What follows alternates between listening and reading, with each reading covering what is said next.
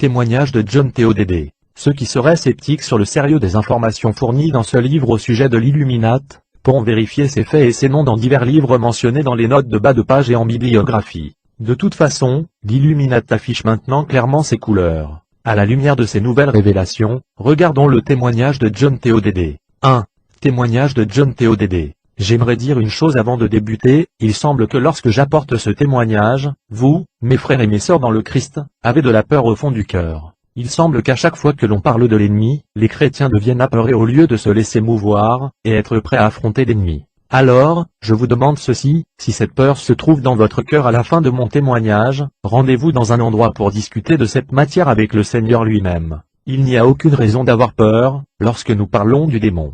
Il fut défait il y a déjà 2000 ans, et c'est pour cela que je suis ici aujourd'hui. C'est parce qu'il fut vaincu il y a 2000 ans. Je crois que ce qui m'enragea le plus lorsque je fus sauvé, était le fait que pendant plus de 20 ans, j'avais servi quelqu'un qui fut vaincu il y a 2000 ans. Et je crois que la seule raison pour laquelle je l'ai servi, était que je ne savais pas qui il était, jusqu'au moment où le Seigneur me donna les lumières nécessaires. Le démon aveugle les yeux des gens, et il aveugle les yeux des peuples. Croyez-moi, il peut le faire. Pendant plus de 20 ans, je l'ai servi comme prêtre, et comme grand prêtre et plus tard, comme grand druide. J'avais des milliers de personnes sous mon autorité qui le servaient, et je ne savais même pas à ce moment-là qui je servais. Beaucoup de choses me furent apprises, concernant la sorcellerie, mais je ne vous dirai pas ce qu'elles étaient. Il y eut bien des choses que j'ai apprises et que j'ai enseignées. L'apprentissage de la sorcellerie pour faire de nous des professeurs, s'applique en ce que l'on nous dit de faire des choses, et il ne s'agit pas de demander le pourquoi de la chose. Et si on ose demander pourquoi nous faisons ces choses, on nous répond qu'il n'est pas gentil de demander de telles explications, et que nous ne devrions pas poser de telles questions. Principalement, parce qu'ils ne le savent pas eux-mêmes. Je n'ai jamais su pourquoi j'apprenais les choses que j'apprenais et je n'ai pas su non plus, pourquoi j'enseignais les choses que j'enseignais. Mais ça fonctionnait. Alors, nous les faisions. Une fois que le Seigneur m'eut sorti de mon pétrin, j'ai appris pourquoi ces choses fonctionnaient. Naturellement, lorsque l'on connaît la vérité sur ce sujet, il n'est pas question de faire un retour en arrière. Ce soir, je vous donnerai mon témoignage et par la suite, nous entrerons dans une phase de questions et réponses.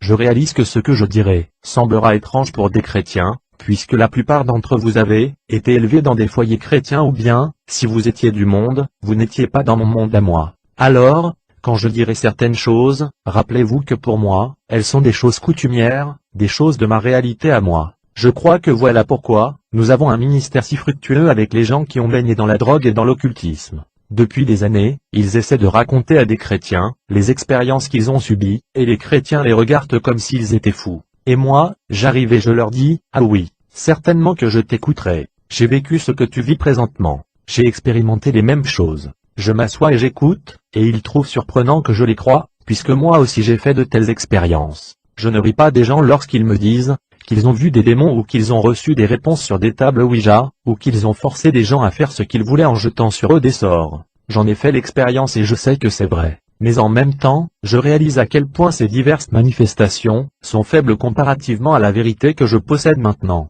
Lors du congrès des sorciers et sorcières de Washington, des chrétiens m'ont demandé si je croyais vraiment qu'ils étaient aussi bien organisés que ça. Non, leur ai-je répondu, ils ne sont pas organisés du tout. Ils n'ont que des sénateurs là-bas, des membres du Congrès américain, et de hauts sorciers et sorcières, tous dans le même clos. En passant, ce congrès se termine ce soir même à Washington. Des sorcières m'ont déjà demandé pourquoi je suis devenu chrétien. Dans leur tête, les chrétiens sont les êtres les plus stupides qui aient jamais existé ou bien, ils sont les êtres les plus mauvais qu'elles aient jamais vus. Elles voulaient bien savoir pourquoi j'étais devenu chrétien. Je leur ai répondu que je suis plus puissant maintenant que lorsque j'étais sorcier. Cela n'était pas la véritable raison. Mais, j'ai dû utiliser un vocabulaire qui était à leur portée. Elles n'ont pu comprendre cela. Je sais bien que moi-même, lorsque j'étais impliqué dans la sorcellerie, je n'ai jamais réussi à voir quelque chose de positif dans le christianisme, jusqu'au soir de ma conversion. Je n'avais jamais considéré que le christianisme était une réponse. Je n'avais jamais considéré que Jésus était une réponse. Et j'ai cru que les croyances de l'Église chrétienne étaient stupides ou du moins, bien dangereuses. Et je crois maintenant qu'elles sont dangereuses pour la sorcellerie. Mais pour vous expliquer davantage à quoi je veux en venir, je viens d'une famille appelée les Collins. Certains de ceux qui sont arrivés de ce côté de l'Atlantique depuis l'Angleterre, ont changé leur nom pour TODD et cela, quelque temps avant la guerre civile américaine. Mais cela ne veut pas dire que tous les Collins sont devenus des TODD, en parlant bien sûr de cette famille spécifique d'où je viens. Mais cette famille apporte à la sorcellerie aux États-Unis. J'étais à Philadelphie l'autre soir. Je ne comprends pas pourquoi mais la plus grande campagne des journaux était contre moi. Ils ont affirmé qu'il y avait bien des choses dans mon témoignage qui étaient fausses. C'est bien drôle. De notre côté, nous avons fait des fouilles et les faits que j'ai rapportés étaient encore vrais. Comme bien des choses que je vous mentionnerai ce soir. Par exemple, nous avons dit que la sorcellerie commença seulement un peu à l'extérieur de Salem, au Massachusetts, et nous avons même nommé la baie dans laquelle est arrivé mon ancêtre, la haute sorcière. Francis Collin et les journaux ont rapporté que cet endroit n'existait pas. Nous avons regardé sur la carte géographique et elle est bien encore là, cette baie. Nous n'avons pas compris pourquoi les journaux ont fait cela, mais nous croyons qu'ils ont semé assez de confusion dans les têtes des gens, pour que mon témoignage soit mis au rencard. N'empêche que je viens de la famille Collin. Laissez-moi simplement vous dire qu'aucune sorcière ne fut exécutée à Salem. Un livre concernant ce fait viendra bientôt sur le marché. Sauf une prostituée, tous les gens exécutés à Salem étaient bel et bien des chrétiens. Ils ont été jugés et condamnés par un juré qui n'était pas un juré, et par un pasteur qui n'était pas un pasteur. Il était un vendeur d'esclaves payé par les Collin. L'église fut payée par les Collin, et tous les membres du juré faisaient partie de l'église des Collin. Il va sans dire qu'ils n'étaient pas des chrétiens, ils étaient des sorciers et des sorcières. Étant donné que je viens de détruire ce que l'on vous avait appris en histoire au secondaire, je laisserai ce sujet pour ne pas trop vous rendre confus. Mais croyez-moi, avant que cet entretien ne soit terminé, j'aurai détruit bien d'autres faussetés. Lorsque j'étais tout jeune, j'ai commencé à pratiquer la sorcellerie. J'ai jeté mon premier sort à environ 8 ans. J'ai commencé à étudier pour la prêtrise vers 13 ans. Et l'on me demanda de me joindre à eux à Columbus, en Ohio. C'est dans cette ville que je fus élevé. C'est à 14 ans que je fus initié. À la fin de mon entretien, je serai bien heureux de parler avec n'importe quel franc-maçon présent dans cette salle. Je comparerai alors chaque parole et action posée lors de mon initiation à la sienne. Les deux initiations sont identiques. À 18 ans, je fus initié comme grand prêtre. Ils ont ainsi fait de moi le pasteur en autorité, si vous voulez. Vous voyez, dans la sorcellerie, les structures internes de l'Église sont quelque peu différentes de celles des églises chrétiennes. Seulement, les ministres se rencontrent, et lors des assemblées les fidèles ne les connaissent pas. Les ministres se rencontrent une fois par mois. Donc, à 18 ans, je fus fait grand prêtre. Légalement, j'ai été exempté de la conscription, ou si vous préférez, du service militaire, puisque toutes les dénominations ou fraternités de la sorcellerie sont considérées par le gouvernement fédéral américain comme des églises déductibles d'impôts. Alors, leurs ministres n'ont pas à servir dans les forces américaines. Nous avons reçu le statut 4D, mais beaucoup d'entre nous croyons à cette époque qu'il était important d'infiltrer la sorcellerie dans les bases militaires. Nous nous sommes donc volontairement soumis à la conscription. En 1968 et lors de ma dispense en 1970, nous avions infiltré les 4 secteurs militaires, en Amérique et en Europe. Ça fleurit très vite, la sorcellerie. Je suis allé au Vietnam et lors de mon retour, j'ai encore servi dans les forces américaines pendant 6 ans. De ces 6 ans, j'ai passé 6 mois en Allemagne. Je croyais alors que la sorcellerie était comme le protestantisme ou le catholicisme, une religion rien de plus. Je pensais qu'il n'y avait rien là, sauf la sorcellerie. Et c'est véritablement ce que croient les sorciers et les sorcières en ce moment. Je croyais à ce moment-là à une hiérarchie de dieux et de déesses, et j'y vouais un culte de manière pieuse, j'y avais été élevé. Je vénérais les pouvoirs psychiques, et c'est tout en quoi je croyais. Alors un soir en Allemagne, après avoir consommé beaucoup de drogue et d'alcool, j'ai tué un officier au centre-ville de Stuttgart. Maintenant, voyez-vous, l'armée inflige des sanctions sévères lorsqu'on tue un officier. Alors, je fus remisé en cellule solitaire. J'avais déjà demandé au juge de me donner une sentence de 30 ans, si j'acceptais de plaider coupable et après, je lui disais que nous serions quittes. Il m'a ri en pleine figure. Je m'attendais donc au pire. Éventuellement, avec l'aide d'un copain de cellule, qui devait repartir pour les États-Unis dans quelques jours, je fis part de la situation plutôt embarrassante dans laquelle j'étais plongé. J'étais en Allemagne depuis peu de temps, et je n'avais pas eu le temps d'infiltrer la sorcellerie à Stuttgart. Donc, je devais compter sur ce copain pour rendre mon message en Amérique. Arrivé en terre américaine, il appela à Los Angeles à Fréviré, ma mère par adoption, et lui expliqua ma situation. J'avais dit à mon copain de demander à ma mère de jeter un sort sur le jury, afin qu'il puisse croire que j'étais un véritable bon gars. Dès lors, j'ai cru que c'est tout ce qu'il penserait de moi. J'ai vu maintes et maintes fois de tels sorts fonctionner, et je l'avais vu fonctionner tout récemment encore dans les palais de justice. Mais je ne m'attendais vraiment pas à ce qui était pour arriver. 3 jours après l'appel de mon copain à ma mère, la porte de ma cellule s'est ouverte. Il y avait devant moi un sénateur, un membre du Congrès américain, quelques généraux et un papier, me disant que j'étais détaché de mes fonctions militaires. Ce papier ne me disait pas pourquoi j'étais détaché de mes fonctions, mais je pouvais m'en aller comme ça, entièrement libre, comme si j'avais purgé en prison les années de ma sentence. J'avais tout mon bon temps, j'avais encore mon grade et mon rang militaire, même un papier top secret me disant que j'étais clair de tout blâme. On m'a dit que ma filière de cours martial avait été détruite et que mon dossier militaire serait mis entre bonnes mains afin que personne ne puisse y avoir accès. Le tour était joué. Le sénateur et le membre du Congrès sont repartis, tout bonnement. Après quelques détails, je retournai à Columbus, Ohio. Durant le vol de retour, je me grattais la tête en me demandant quelle sorte de sort pouvait bien être assez efficace pour faire ce qui venait tout juste de m'arriver. Je ne compris pas du tout ce qui se passait. Arrivé à Columbus, l'on me remit une enveloppe contenant un billet d'avion première classe, destination l'aéroport Kennedy, New York. Il y avait aussi $2000 pour mes dépenses. On me dit alors que je devais prendre le prochain vol pour New York, tandis qu'ils donneraient un coup de fil à New York, afin de leur dire que j'étais en route. C'était très bien, mais je voulais quand même savoir, qui étaient ces personnes si mystérieuses à New York.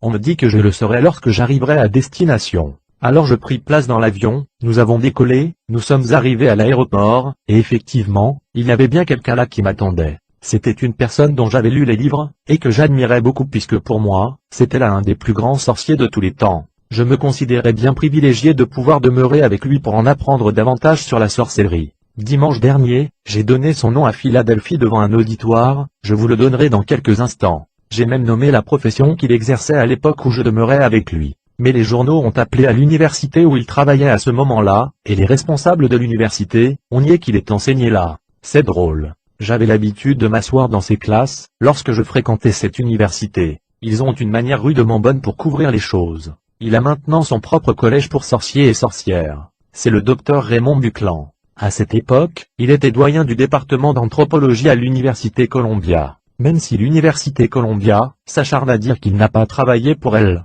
Pendant quelque temps, j'ai appris un peu de sorcellerie avec lui. J'en ai appris beaucoup au Maryland. Ensuite, je suis allé me perfectionner en Californie. Tout en étudiant, j'ai appris ce que la plupart des sorciers ne savent pas, les dieux qu'ils honorent n'existent pas. En réalité, ils sont ce que nous appelons des esprits familiers ou des esprits guides, c'est-à-dire des démons. Remarquez que les sorciers n'aiment pas les appeler des démons, ils préfèrent l'appellation esprit guide. J'ai également appris qu'il n'y a en réalité qu'un seul dieu et que son nom est Lucifer. Ceci m'a profondément ébranlé. J'avais été élevé à croire que le diable n'existait pas. Voyez-vous, les sorciers et les sorcières ne sont pas des satanistes, ils ne croient pas à Satan. On m'expliqua bien vite que Lucifer était un bon dieu et non pas un dieu malin. L'on m'enseigna que c'est Jésus qui est l'imitateur. J'ai donc appris bien des choses sur la sorcellerie, aidé bien souvent par les sénateurs, et les politiciens qui étaient là. Ils étaient là parce que nous sommes la religion d'une organisation politique qui s'appelle Illuminate. On m'a tout expliqué sur l'Illuminate, sur son histoire et on m'a enseigné les choses que l'Illuminate avait faites et les choses qu'elle fera. On m'a dit aussi ce que je ferai. Ce que je vous montre en ce moment, vous l'avez derrière votre billet d'$1 américain. C'est le sceau de l'Illuminate. Les autorités américaines nous disent que c'est l'inverse du grand sceau des États-Unis d'Amérique. Le seul problème est que le gouvernement américain n'a jamais scellé aucun document avec ce sceau. Jamais. Il ne voudra jamais le faire. Ce sceau existait avant que les États-Unis ne soient constitués. Je vous recommande, si vous vous souvenez de votre latin, de bien regarder sur vos billets d'$1 tout à l'heure. Au bas du verso du billet, vous remarquerez du latin dont la traduction donne « ce nouvel ordre qui commença en 1776 ». Cela veut dire non pas le 4 juillet, mais le 1er mai 1776. C'est le jour de la création de l'Illuminate. Ce sceau est constitué de 3 pyramides et d'un sphinx. Il y a des centaines de blocs dans chaque pyramide. La pyramide du milieu est l'organisation politique de l'Illuminate. Sur le sommet de chaque pyramide, vous verrez une pierre qui sert en quelque sorte de bouchon, et dans ce bouchon, il y a un œil. Les bouchons représentent la famille Rothschild, qui sert de tribunal pour l'Illuminate, c'est elle qui le dirige. Les membres de la famille en furent les créateurs. L'œil, c'est Lucifer, leur dieu et leur voix. Les blocs supérieurs de nos pyramides représentent le grand conseil des druides, c'est bien à ce conseil que j'ai été initié. Ils prennent seulement leurs ordres des Rothschild. Le grand conseil des druides s'appelle aussi le conseil 13. Ils sont les prêtres privés des Rothschild. Les conseils des 33 est juste sous les druides dans ces pyramides, il s'agit des 33 plus grands francs-maçons du monde entier. Le conseil des 500 est formé, soit des personnes les plus riches du monde ou des organisations mondialement les plus riches. Je vous démontrerai tout à l'heure jusqu'à quel point peut aller l'influence du conseil des 500. Je vous montre maintenant un tableau sur lequel se trouvent les organisations de la sorcellerie. Vous avez premièrement, de Golden Dawn, le 4e bloc de la pyramide. C'est l'église privée des Rothschild. D'Aquarian Art Festival, est l'organisation qui réunit ensemble toutes les fraternités occultes à Saint-Paul. Je fus membre du Wicca Church of America. Quant à The Church of All World, elle se retrouve à Saint-Louis. Remarquez que tous ces noms peuvent être comparés à des dénominations telles que les églises chrétiennes baptistes du Sud ou du Nord. Les sorciers et les sorcières passent par l'intermédiaire des National Council of Church, de Satanic Brotherhood of America, Scientology, Unity afin de se trouver une plateforme pour parler à ceux qu'ils considèrent comme chrétiens. The Church of Wicca est une autre dénomination qui se trouve à Greenfield, en Caroline du Nord. Aquarian Anti-Diffamation League est une organisation qui fut formée par le grand druide Isaac Bonawitz et d'American Civil Liberty Union. Son but est de faire passer des lois, et d'entraîner devant la justice fédérale, les églises chrétiennes qui diffament les sorciers, les sorcières et l'occultisme. Laissez-moi simplement ajouter, qu'ils ont ainsi gagné des millions de dollars devant la Cour fédérale. Quant à Prophet, Church of the Final Judgment, je ferai remarquer que j'en ai fait partie, de même que Charles Manson. Cette église croit au sacrifice humain, et elle estime que la seule réponse à la problématique chrétienne, est de détruire leurs églises et d'exécuter les chrétiens. Nous retrouvons la sorcellerie traditionnelle en Angleterre sous le nom de Gardnerian Brotherhood. L'ordre des Rose-Croix ou bien des Rosicruciens, si vous préférez, est un ordre qui croit au sacrifice humain. L'Ordre de Gardé est un autre ordre de sorcellerie traditionnelle en Angleterre. Je vous présente maintenant ce qui est le plus important dans cette affaire, la provenance du pouvoir de l'Illuminate. Ceci est le sphinx de l'Illuminate. Sans ce sphinx, l'Illuminate n'aurait aucun pouvoir. C'est de ce sphinx que vient tout son pouvoir. La tête du sphinx représente la famille Rothschild et le Conseil des 500. Sous tout cela, vous avez les familles Rockefeller, Dupont, Onassis et autres. La reine Juliana siège aussi au Conseil des 500. Près du centre, vous avez le cœur du sphinx, de Bank of England, la Banque de la France et de Federal Reserve Bank. La majorité des gens croient que de Federal Reserve Bank est une organisation gouvernementale. Ce n'est pas le cas. Cela n'a rien à voir avec le gouvernement des États-Unis. C'est la propriété de ceux qui en ont des parts, c'est donc la propriété d'individus et dont la majorité, plus de 90%, n'est même pas américain. Ajoutons encore quelques blocs à la pyramide, de Chase Manhattan Bank, de Bank of America et de First National Bank. Ajoutons également le marché commun mondial, Standard Oil, Montgomery Ward, Sears, Federal Department Store, Safeway Grocery et bien d'autres. En voilà donc quelques blocs de plus. Il y a aussi Shell qui appartient à la reine Juliana et Philippe Rothschild. À chaque heure de chaque jour, il est impossible à tout époux et à toute épouse d'acheter de la nourriture sans l'acheter dans un magasin qui appartient à l'Illuminate. Ce n'est pas possible autrement. Il y a plus de 12 ans, Philippe Rothschild demanda à une de ses maîtresses d'écrire un livre de plus de 1000 pages décrivant aux sorciers et aux sorcières du monde comment ils parviendraient à prendre le contrôle du monde entier par le biais de l'Illuminate.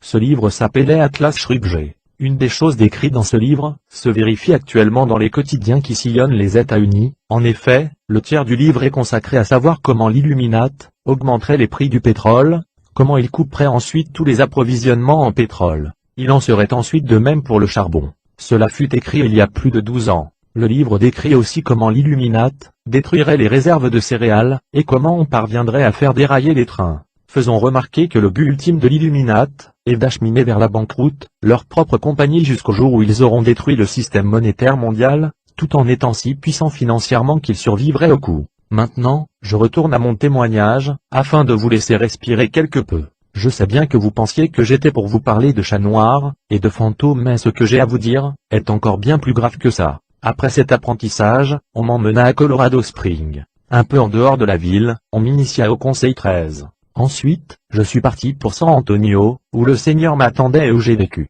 C'est aussi de là que j'ai exercé mon autorité de grand druide sur le territoire qui m'était remis. J'avais 13 États américains sous ma juridiction. Dans cet immense territoire, j'avais 500 églises sous ma responsabilité également, 65 000 prêtres et prêtresses sous mes ordres. Je parle ici seulement des ministres, non pas des congrégations. J'avais donc une grande zone. Mais je n'avais pas l'État où nous sommes ce soir, cet État est dirigé par Madame Buckland. Par contre, j'avais l'Ohio, alors vous voyez bien, c'est assez près d'ici. J'ai donc vécu à San Antonio jusqu'au jour où le Seigneur est venu à mon aide. Voici donc ce qui m'apporte à mon salut. Les grands druides se rencontrent 8 fois par année sur le sabbat des sorcières, toujours à des endroits différents de par le monde. À notre dernière rencontre, c'est moi qui recevais les grands druides au casino à San Antonio. Un messager de l'ambassade à Londres, un membre du département d'État, m'apporta une grande enveloppe scellée, elle ne pouvait donc pas être ouverte aux douanes. Il me donna l'enveloppe et repartit. Elle n'avait pas été ouverte, depuis qu'elle avait été scellée à l'ambassade américaine de Londres. Le docteur Buckland l'ouvrit et en sortit 6 enveloppes scellées avec le sceau de l'Illuminate. Les 4 premières enveloppes ne contenaient que des informations relatives à nos affaires habituelles, de l'argent que nous devions ici et là. Finalement, voyez-vous, le Grand Conseil des druides n'est rien d'autre qu'une agglomération de banquiers glorieux. Ils font des chèques pour des millions de dollars à des individus dans les secteurs politiques et religieux à chaque mois. mais ce sont les 2 dernières lettres qui m'ont invité à sortir de la sorcellerie. Je dois dire que lorsque j'étais enfant, j'allais quelquefois à l'école du dimanche, puisque je n'avais rien d'autre à faire. Durant ces jours, il m'est arrivé d'entendre parler de l'Apocalypse, et de certaines choses qui s'y rapportent. Il faut dire que ce furent des choses assez étranges à entendre surtout au début des années 60, et surtout du fait que cette école du dimanche était plutôt libérale. Alors, j'avais certaines idées de ce que les chrétiens croyaient avoir dans leur Bible. Je croyais peut-être que c'était stupide, mais j'avais un certain bagage sur leurs croyances. Je dois avouer que j'ai toujours ri entre mes dents du fait que nous, de l'Illuminate, disions que nous voulions instaurer un gouvernement mondial. J'ai toujours cru que c'était une espèce de petit jeu que nous jouions entre nous. Aussi longtemps que les Rothschild avaient de l'argent à mettre sur ce projet, nous acceptions volontiers de dépenser leur argent. Je n'ai donc jamais cru que c'était bien sérieux jusqu'au moment où j'ai ouvert les 2 dernières lettres. Dans la première lettre des 2 qui restaient, il y avait un graphique. Dans ce graphique, il y avait un plan détaillé étalé sur 8 ans, qui convergeait vers une prise mondiale, qui devait prendre fin au mois de décembre 1980. De ce que j'ai vu jusqu'à maintenant, tout est arrivé au temps prévu. Je ne dis pas qu'il n'y aura pas des retards. D'ailleurs, certains délais me paraissent courts pour atteindre les objectifs visés. La dernière lettre que nous avons ouverte, nous donnait le message suivant: nous avons trouvé un homme que nous croyons être le fils de Lucifer. Nous croyons que par son travail et notre appui, il peut devenir le maître de ce monde. Nous croyons qu'il peut arrêter toutes les guerres dans ce monde déchiré par les discordes. Nous croyons qu'il peut apporter la paix à ce monde. Cela voulait littéralement dire que nous avions trouvé un homme si fantastiquement puissant, qu'il pourrait convaincre les peuples qu'il était leur seul sauveur. Maintenant, dans des termes chrétiens, cela voulait dire qu'il était si possédé, que personne sur terre ne pouvait être aussi possédé que lui. Après avoir lu cela le 1er août 1972, je me suis dit qu'il était temps que je m'en sortais au plus vite.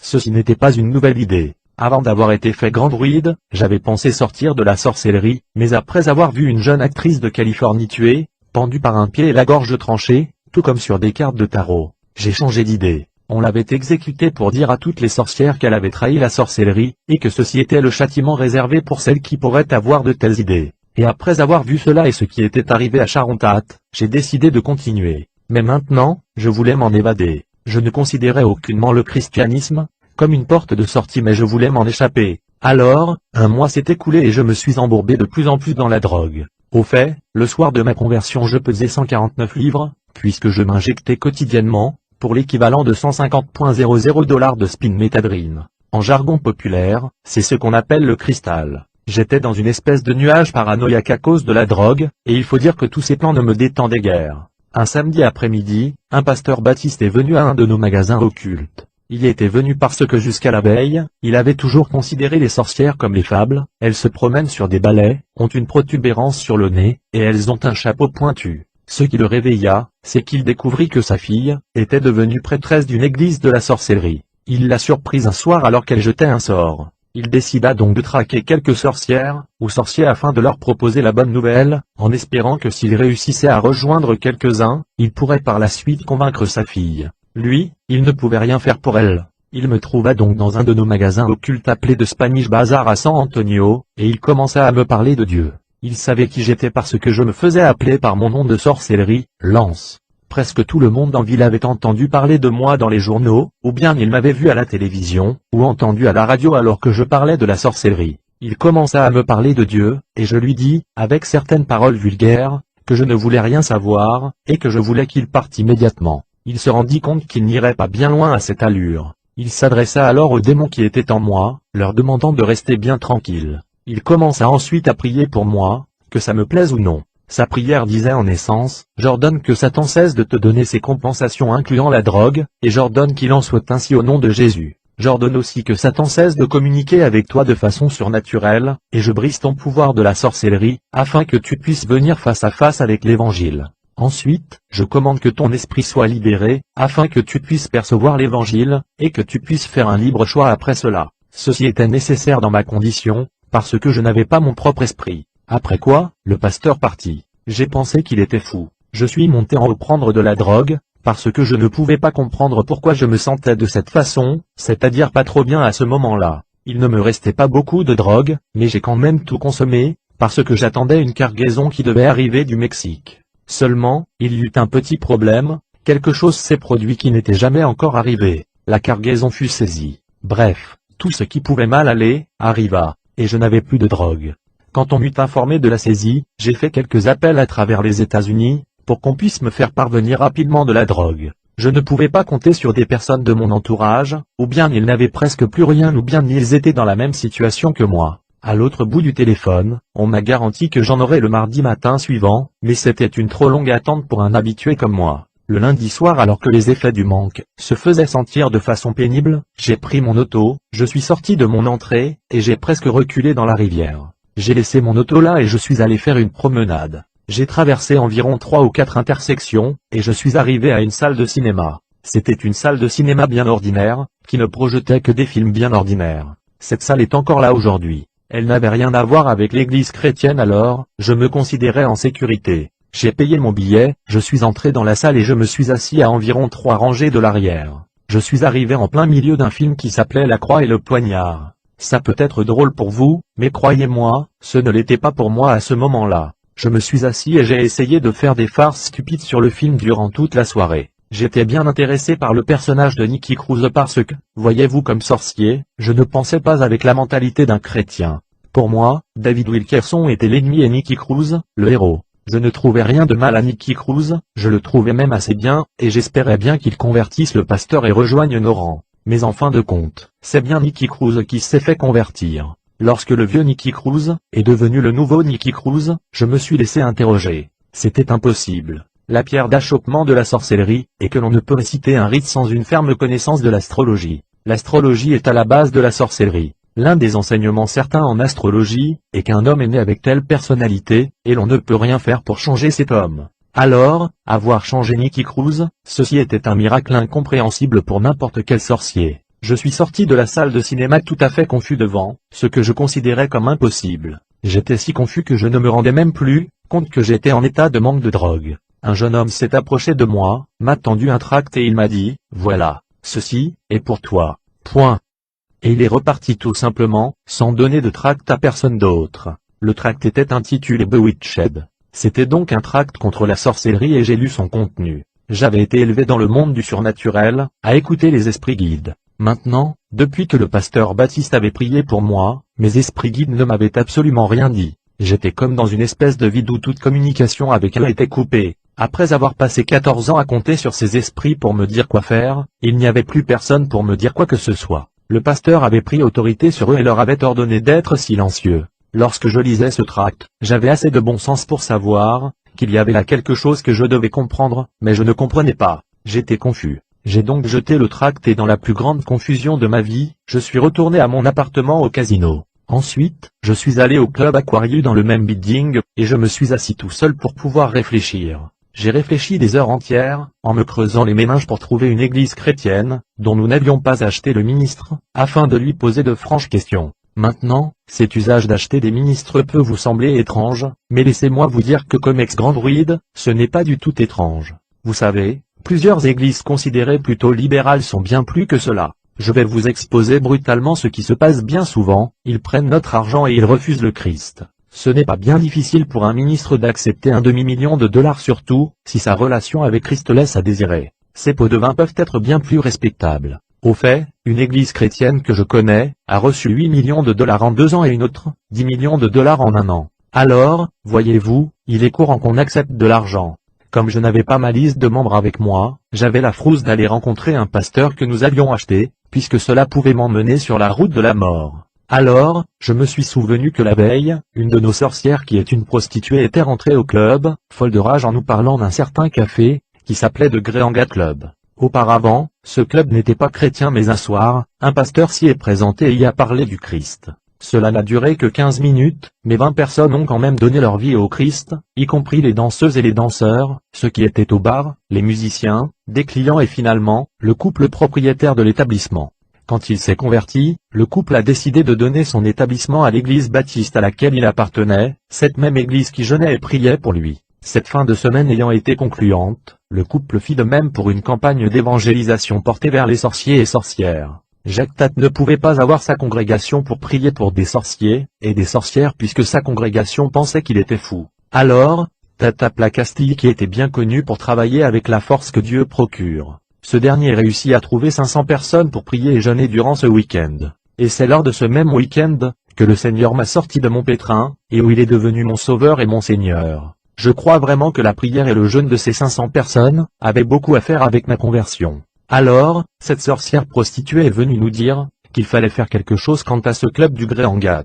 D'après elle, il fallait le faire brûler ou l'acheter, mais de toute manière, il fallait bien faire quelque chose, puisque ça n'allait plus tellement bien dans son travail. Imaginez-vous une prostituée qui essaie d'attirer un soldat qui vient tout juste d'entendre parler de la parole de Dieu. Une telle clientèle est plutôt réticente à dire oui, ça ne marche vraiment pas. Alors, étant donné qu'elle était véritablement bouleversée, je suis allé voir ce qui se passait dans cet établissement. J'ai pris l'autobus et je me suis rendu à ce club qui normalement fermait à minuit. Remarquez qu'il était alors 2 heures du matin. Laissez-moi vous dire que je crois sincèrement que Dieu s'organise pour mettre hors d'usage les machines à coke. Lorsque je me suis présenté à l'établissement, le propriétaire était encore là, car il voulait réparer cette machine. Voilà pourquoi l'établissement était encore ouvert quand je m'y suis présenté. Alors, je me suis assis et il m'a parlé de Dieu pendant un peu plus de 3/4 d'heure. Après quoi, j'ai commencé à lui parler de la sorcellerie. Il est devenu blanc comme un drap, et il est allé appeler le pasteur au téléphone en lui disant qu'il avait cette espèce de sorcier à son établissement. Le pasteur lui a répliqué que c'était normal car la congrégation priait pour son arrivée. Il lui a dit de continuer à lui témoigner du Christ et que de son côté, il appellerait beaucoup de gens pour prier et jeûner. Alors les gens se sont mis à prier, et le propriétaire témoignait davantage. Il a commencé à me montrer des choses dans la Bible. Ensuite, il s'est mis à prier pour moi. Il priait et je me suis moi-même mis à prier. Et le Seigneur m'a sauvé. Je n'ai jamais oublié ce moment. Voyez-vous, j'étais né dans une famille qui pratiquait la sorcellerie depuis des générations. J'ai hérité de tout ce que mes parents avaient. En d'autres termes, j'ai hérité de leurs démons ou peut-être de démons qui ressemblaient aux leurs. Alors, je n'ai jamais été libre depuis le moment où le médecin me donna une solide tape sur les fesses à l'hôpital, lors de ma naissance, jusqu'à cette soirée de joie de 1972.